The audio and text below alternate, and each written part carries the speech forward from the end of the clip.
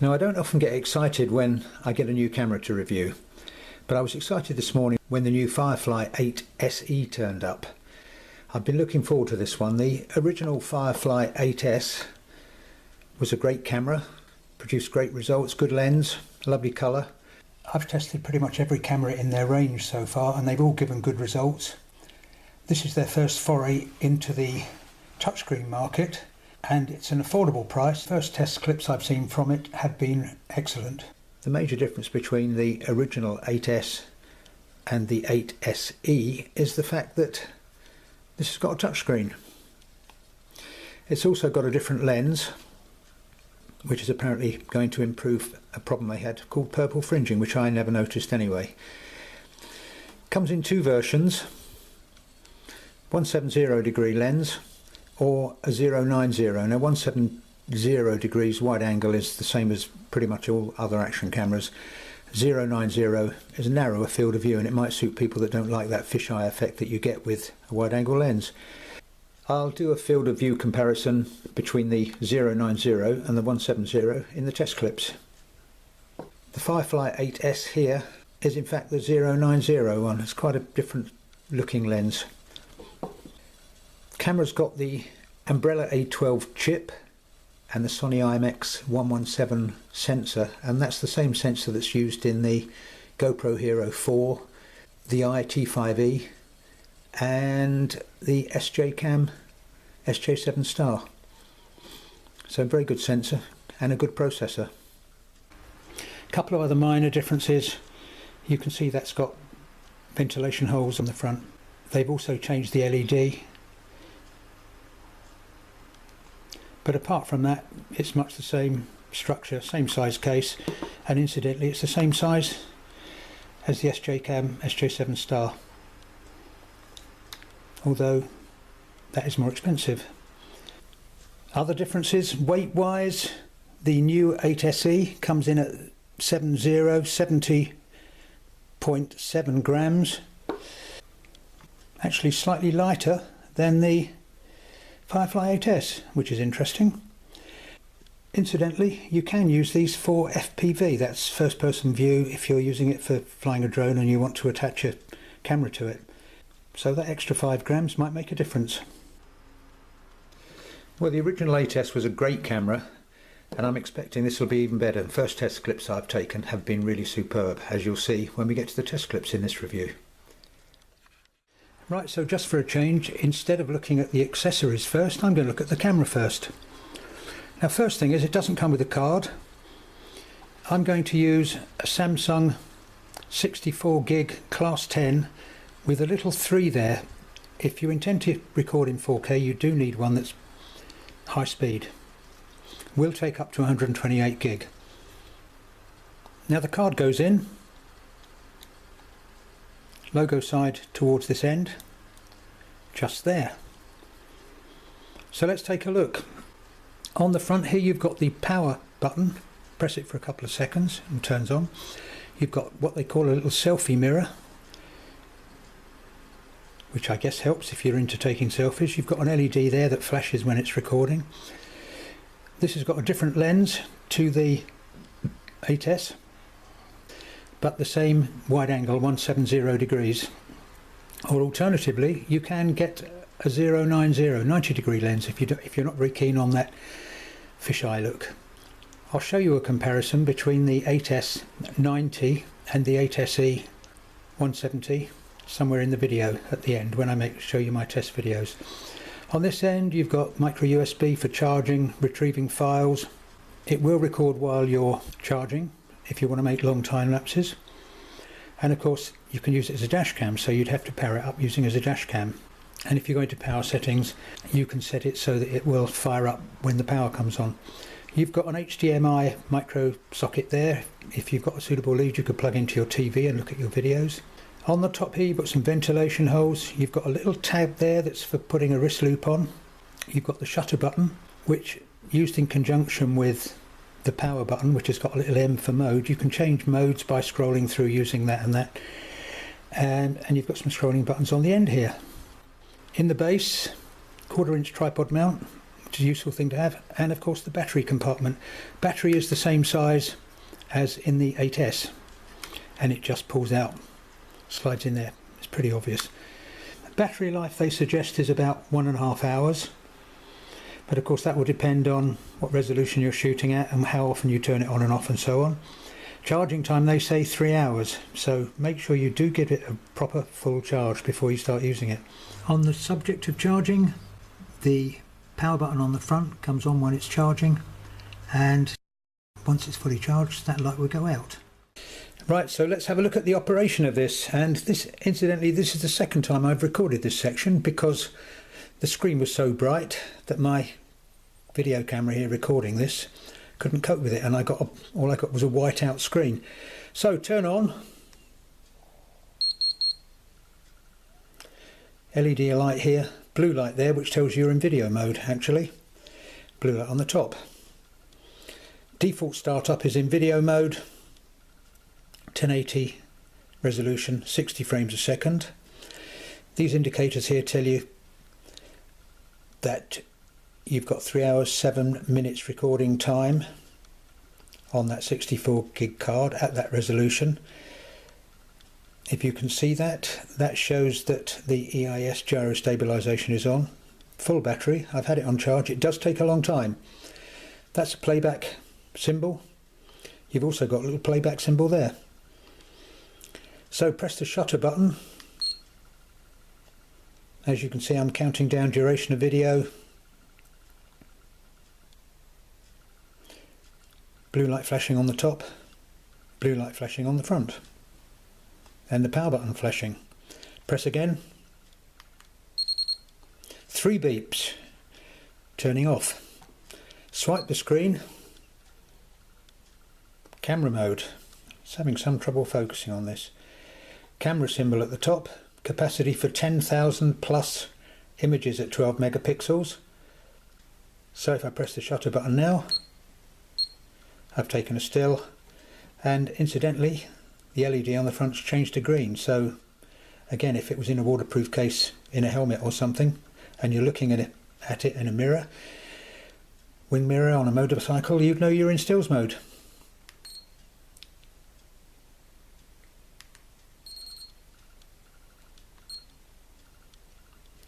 Swipe the screen again, back in video mode. Now if I touch the top of the screen, I've got a menu there. Bluetooth on or off for the optional Bluetooth remote, Wi-Fi on or off for the app, lock screen and power off. Swipe it back up, I can get rid of that. Touch the screen, I can bring the on-screen display on or off.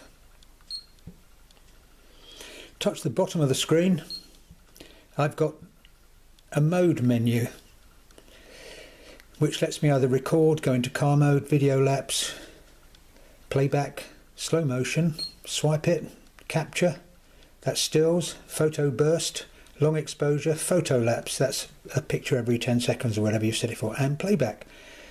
So turn that off by hitting the X. Now I'm in camera mode, swipe it that way. Now I said that was a settings menu, now this is settings for video. So I can change video resolution, touch that, scroll, change to 720 at 240 frames a second, touch that, touch the X, 720 at 240, but I'll come back out of that to my normal video resolution. I'll come back to 1080-60. You've also got 1080-60 Super View, which is a wider aspect stretched version of 1080-60, but I'll stick to 1080 normal 60 just there. Likewise, if you're in camera mode, touch settings, you can change photo size, photo quality, raw photo, long exposure, photo stamp, logo watermark, I can't say it, logo watermark, self timer if you're into selfies, burst photos, photo lapse, sharpness, white balance, exposure value, ISO, film speed, that is, metering, and so on. Come back into video recording. Settings there, gyro sensor, motion detect, if you want to use it as a security camera. Dual files give you one large file and one low resolution file. Video stamp, that's date on or off. Logo watermark. Loop record is for car recording. Microphone volume, that's for the external mic that comes with it. Change the volume, sharpness, white balance, and so on. Playback you can either access through that. Let's just see. As far as I can see, testing, testing, testing, you don't get sound with playback. I don't know if that's a bug. Let's see, touch that for playback. No, I don't hear anything.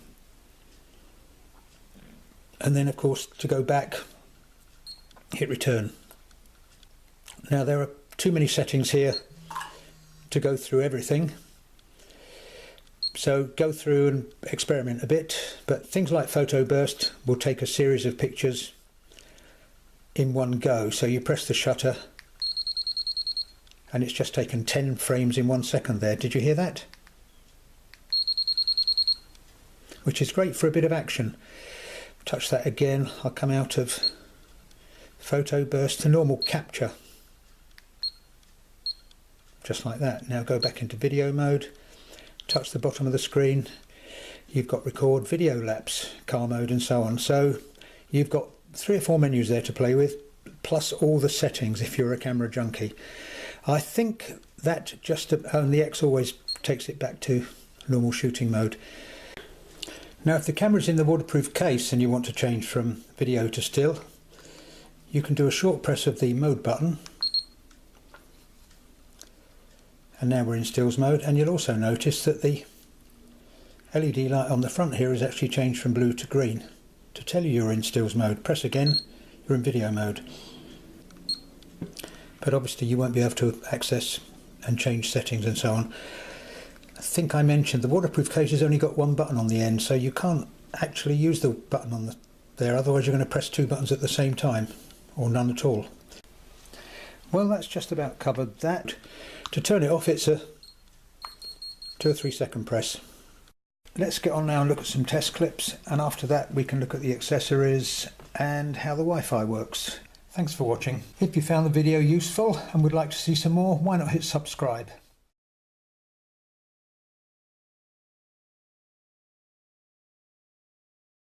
Right, same old test shot, but this first one is at 4K because I'm going to zoom in on the shop signs so we can see how good the lens is. Now you've got some detail here way off into the distance down into the harbour, and then detail on the brickwork and the shop signs.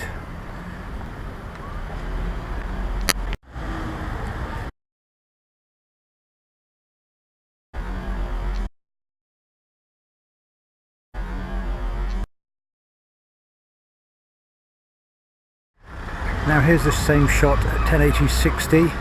The EIS gyro stabilization is on, and these are default settings. So if you just turn the camera on, this is what you get.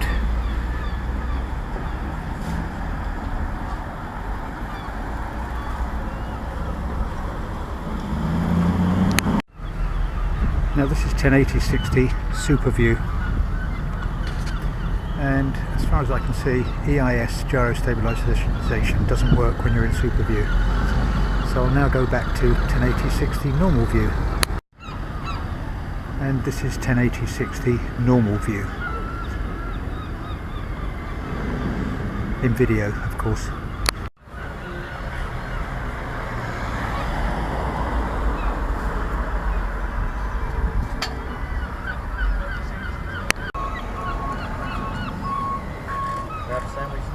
Anyone else with Tinmouth?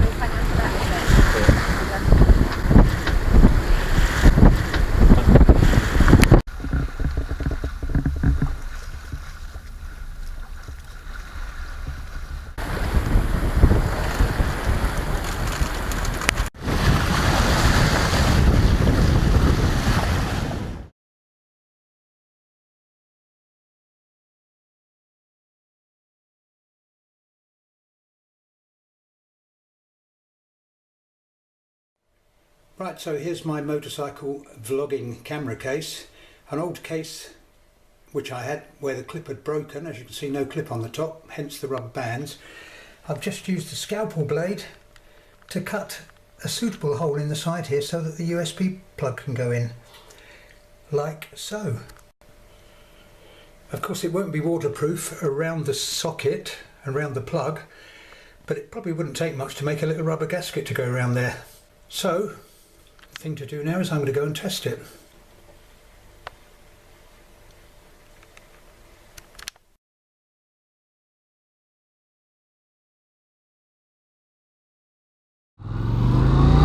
Right, well, here's my motorcycle vlogging test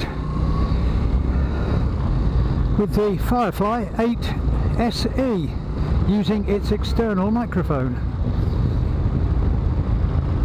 Probably get a bit of a wind noise because I've got a flip up helmet and it tends to be quite noisy.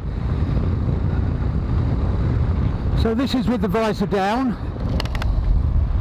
and this is with the visor up. Probably sounds less echoey. It'll be interesting to see. Very low sound at the moment, so I don't know how well the camera's doing because I can't see anything at all really.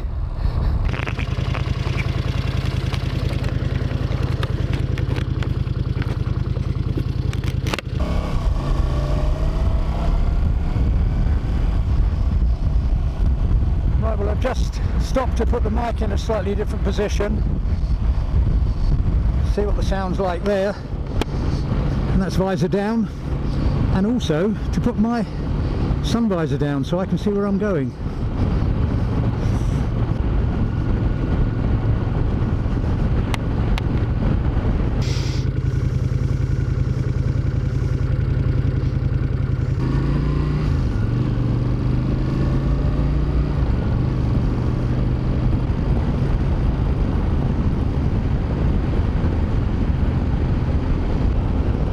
So at least this gives you a chance to see how the camera performs in sort of evening light anyway, as opposed to the best light of the day, midday. And to give you an idea how well it'd work as a dash cam.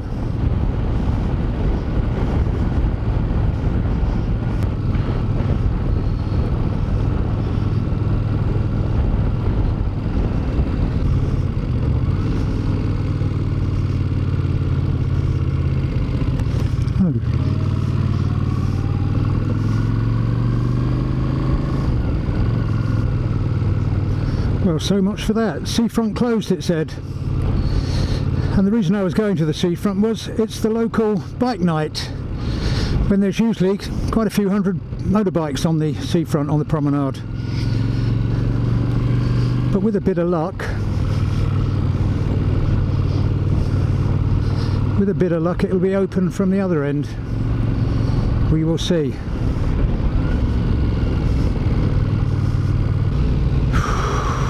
No, another road closed. Oh well, forget that. I know why. It's Painting Carnival tonight.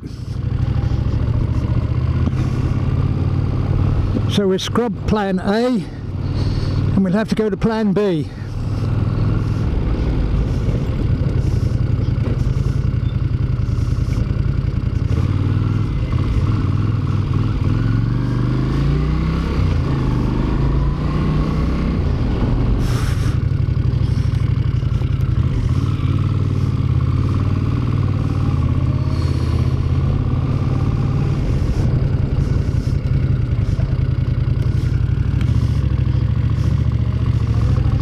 Well, that was a good diversion. Taking me nowhere.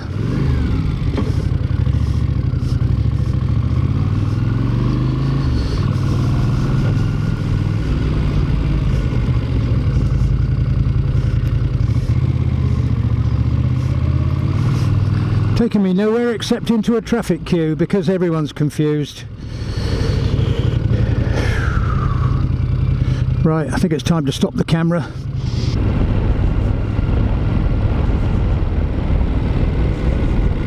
Well, so much for the trip to the bike night on the seafront. I think we're going to make it a lovely trip to the supermarket instead. I hope you find it interesting. And this is visor down. And we're still with the external mic. I don't know what SE stands for, maybe it's Super Edition. So this is visor down. Ooh. And that's visor up. Probably sounds better with visor up. And here's a bit of the never-ending roadworks around this ring road, which has been going on for so long now and never makes any improvement.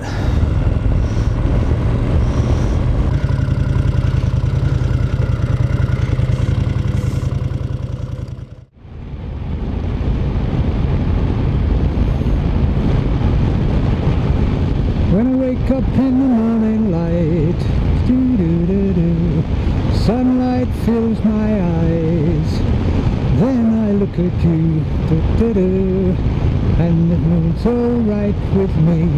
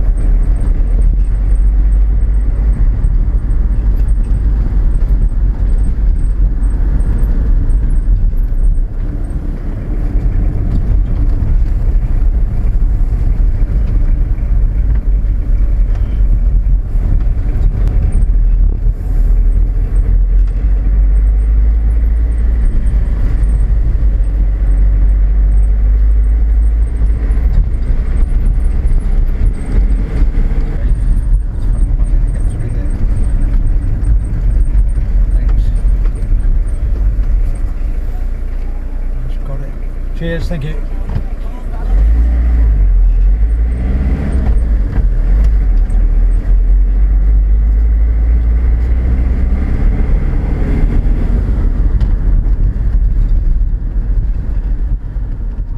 Right, so here's a field of view comparison between the SE and the S. I don't know if you can see much difference there, but one is 090 degrees, the other is 170.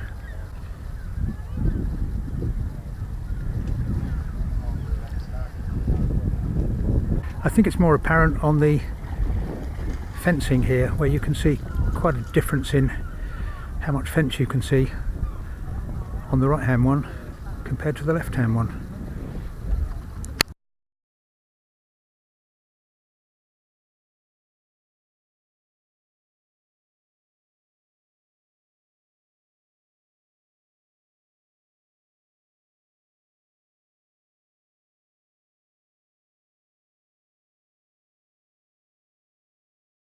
Right, so let's take a look at the accessories. Obviously you've got waterproof case, which looks nicely manufactured. One bit of advice I would give you, because I've actually had a bracket break on a camera. When you come to put the camera in, make sure it's properly engaged in the slot and give the case a good squeeze before you clip the clip down, because it's quite a fragile clip, and when you get these, the gasket is very tight to start with, and so you're liable to break the clip, and of course to open it it's a question of pop it up, so just make sure you give it a good squeeze. But anyway, slip the camera in, Other tip is make sure you take off these protective films. One thing I don't think I mentioned is, because they've still left the touch buttons on this new camera, give it a squeeze, you can still operate the camera by using buttons on here. A short press of the power button while it's in the waterproof case changes it from video mode to stills mode, and you can see the LED on the front of the camera change colour. This has also got a mounting bracket on it. Now most people, I should think, know how these things work, but I have had people ask. So in the accessories, I've also had people ask why I don't take them out of the plastic bags. Should I?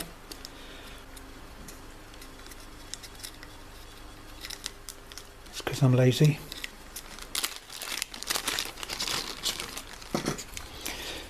Okay, so in the accessories you get a couple of mounts, stick-on mounts. So you can stick this onto a crash helmet, flying helmet, skateboard, whatever you want to do with it. Incidentally, you've also got spare pads in the accessories and a wire strap there to secure it. So once you've got this stuck on, I might be teaching you to suck eggs here, but there are people who don't understand how this stuff works. Once you've got it stuck on, this clip here magically slides into the mount, so you can put the camera on where you like. Take it out by pinching those and slide out. So to help facilitate mounting, you also get a series of standoffs. I'll leave them in the bag, but basically they connect between that shoe and the sliding bracket. So you've got long ones, short ones. You've got a good selection here basically. You've also got a J mount, they call it, with the mount on. You've also got a couple of mounts here that will mount the camera, thumb screw, male and female tripod mounts. You've got a USB charging cable which you can plug in to charge or retrieve your files, and incidentally just plug into a PC, or if you've got an OTG cable you could plug into a tablet or something, and it comes up as external storage and you can download that way. You've also got a handlebar mount, but to be honest I think on a mountain bike you're better off mounting a camera on a helmet, because otherwise you get so much shaking around and bouncing around, but might be useful. You've also got a series of straps. Incidentally, you can use the straps through these slots on the side, so you could mount it on your wrist, you can mount it on a cycle helmet with a strap. A couple of other things to mention.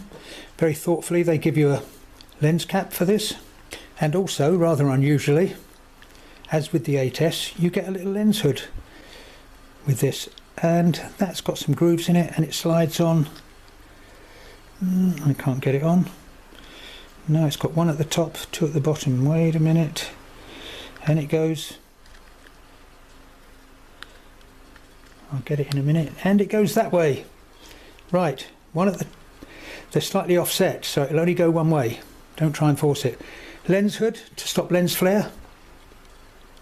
While I'm on the subject of that, something I missed to mention was the waterproof case comes with two backs. Comes with a ventilated back, because sometimes these cases tend to steam up in the winter. So a bit of ventilation, as long as it's not piddling with rain, you can use that. Or obviously a totally waterproof back for diving, windsurfing, whatever you want to do. And to get these out, what you do is you can see it's in a little slot there. You have to gently take a look at it and you've pushed that out of the slot. You've also got some cable ties, some Hawkeye stickers, a lens cleaning cloth, the manual, which is in English and Chinese and appears to be very good. Flipping through it mentions accessories. I mentioned you can use these. I think I mentioned you can use it for FPV, that's mounting on a drone or something. You can get an optional lead from Banggood or Gearbest or whoever, so that you can fire it up remotely and connect it to a transmitter to use it for FPV. Mentioned Bluetooth remotes, selfie stick, External mic, they say, is optional. In fact, you get it. The manual actually seems to be good. Does cover pretty much everything that I have found. And you'll also notice there's a QR code for the app, which I'll show you in a second. Android and iOS. Now, I mentioned you've got an external mic as well, which is great if you want to do something like motorcycle vlogging. That's video logging. Obviously that just plugs in to the USB socket and clips on. Right, the Wi-Fi app. They mentioned in here how to set it up. Dead easy. You do need a fairly decent processor in a phone to make them work. Quad core or more, I think. Obviously, first thing you do is turn on the Wi-Fi, turn on settings, turn on the camera. Now, as I mentioned, touch at the top here, turn on the Wi-Fi. You've got a Wi-Fi symbol there, which means any second it should show up here. Should be, oh, there it is. Firefly 8 SE. Password, which you can change, is 12345678. Now, somebody complained that's not very secure. Well, no one's going to hack your camera, are they? Connect. Now, on most of these recent Android phones, it usually comes up and says connected, no internet, do you want to connect? Which it has. Do you want to connect? Yes. Now, I've already installed the Hawkeye app somewhere on here. There it is, Hawkeye Firefly. So with a bit of luck, connect. Bear in mind I haven't actually tested this yet. This is real time live. And what do you know, look. You can actually see on the screen there what this camera is looking at. And there's very little lag there. That's time between moving it and screen, but that will depend on your phone. Now, what can you do with this? Change settings, exposure value, gyro on or off, ISO, sharpness, field of view. Oh, field of view will only change when it's in certain resolutions, video resolutions. Change to burst photos. Now, one thing that is useful is you can stop-start video. I'll let you see that there. Remotely, bing, and the light's flashing there if you can see it. So you can stop-start remotely. Now, the range will probably be something like 10 or 20 meters. It will depend on your phone and location and so on. But it does mean if you were recording some wildlife, you could put the camera by a bird's nest or something, sit and monitor this from a distance, and when you got the action, you could quietly, bing, start the video, and so on. Now, scrolling across here, you've got time lapse, slow motion. You can download your stuff to the phone or tablet. How do I change to camera? I don't know. Oh, that changes it landscape to whatever. Okay, it's interesting. Somewhere along there, change metering. Video, oh, there you go. Change video to camera. Photo, oh, there it was. Or change photos, scroll across. So, very useful app, easy to install. Scan the QR code, and you can also, by the look of it, turn it off. Is the camera turned off? Oh no, that's to turn off the app. Right. If you want to come out of it, turn the camera off. That'll take you out of the app. And I see it flash green as it turned off. Is the camera turned off? Yes, okay, come out of the app. Well, I hope that's helpful. Local album. Oh, obviously you've got guide there. Probably the manual online. That'll be the firmware version, application version, firmware upgrade. Lots of stuff. Oh, and incidentally, it mentions their technical support and an email at CNF. Well, that just about covers the Wi-Fi app. Sorry the video's a bit of a marathon, but there was a lot to get through. I hope it was useful to you anyway. And thanks for watching, if you got this far.